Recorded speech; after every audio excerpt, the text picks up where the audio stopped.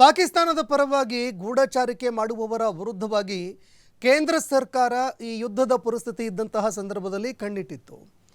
ಇದೀಗ 6 ಮಂದಿ ಗೂಢಚಾರಿಕೆ ಮಾಡಿರುವಂತಹ ಆರೋಪಿಗಳು ಅರೆಸ್ಟ್ ಆಗಿದ್ದಾರೆ.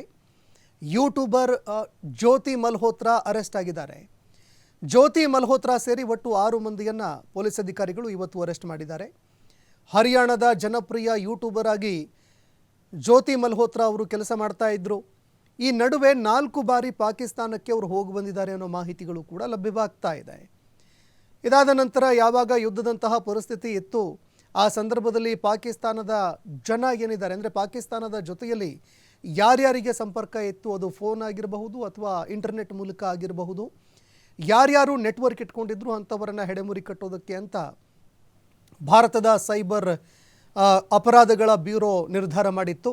ಇದೇ ಸಂದರ್ಭದಲ್ಲಿ 6 ಜನ ಖೆಡ್ಡಾಕ್ಕೆ ಬಿದ್ದಿದ್ದಾರೆ. 5 ದಿನಗಳ ಹಿಂದೆ ಇದೇ ರೀತಿಯಾಗಿ ಪಂಜಾಬ್ನಲ್ಲೂ ಕೂಡ 2 ಅರೆಸ್ಟ್ ಆಗಿದ್ರು. ಇದೀಗ ಮತ್ತೆ 6 ಜನ ಅರೆಸ್ಟ್ ಆಗಿದ್ದಾರೆ.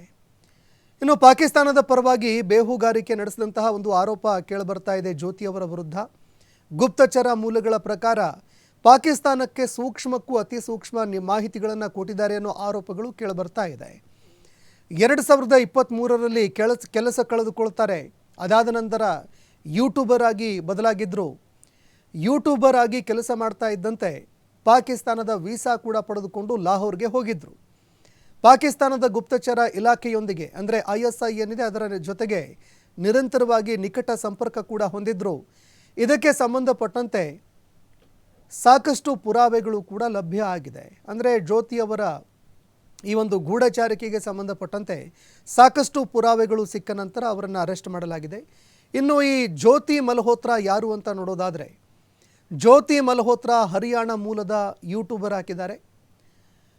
ಟ್ರಾವೆಲ್ ವಿತ್ ಜೋ ಅನ್ನುವಂತಹ ಒಂದು ಯೂಟ್ಯೂಬ್ ಚಾನಲ್ ಓಪನ್ ಮಾಡಿ ಬ್ಲಾಗರ್ ಆಗಿ ಅವರು ಕೆಲಸ ಮಾಡ್ತಾ ಇದ್ರು. ಕಮಿಷನ್ ಏಜೆಂಟ್ಗಳ ಮೂಲಕವಾಗಿ ವೀಸಾ ಪಡೆದುಕೊಂಡು ಅದಾದ ನಂತರ 2023ರಲ್ಲಿ ಆವಾಗ 2 ವರ್ಷಗಳ ಹಿಂದೆ ಪಾಕಿಸ್ತಾನಕ್ಕೆ ಅವರು ಭೇಟಿ ಕೊಟ್ಟಿದ್ದರು.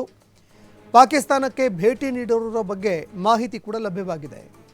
ದೆಹಲಿಯಲ್ಲಿ ಇರುವಂತಹ ಪಾಕಿಸ್ತಾನದ ಹೈ ಕಮಿಷನ್ ಕಚೇರಿ ಸೇರಿ ಅಂದರೆ ಆ ಕಚೇರಿಯಲ್ಲಿ ಸಿಬ್ಬಂದಿಗಳು ಏನು ಕೆಲಸ ಮಾಡ್ತಾ ಇದ್ರು ಅವರ ಜೊತೆಯಲ್ಲಿ ನಿಕಟ ಸ್ನೇಹವನ್ನು ಹೊಂದಿದ್ರು.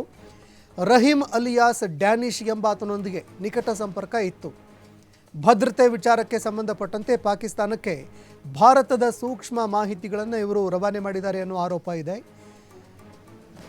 ಇನ್ನು ಜ್ಯೋತಿಯವರು ಪಾಕಿಸ್ತಾನಕ್ಕೆ ಮಾಹಿತಿದಾರರಾಗಿ ಮಾಹಿತಿ ನೀಡುವಂತಹ ಒಂದು ಕೆಲಸವನ್ನು ಮಾಡ್ತಾ ಇದ್ರು ಅನ್ನೋ ಆರೋಪದ ಅಡಿಯಲ್ಲಿ ಅರೆಸ್ಟ್ ಮಾಡಿದ್ದಾರೆ.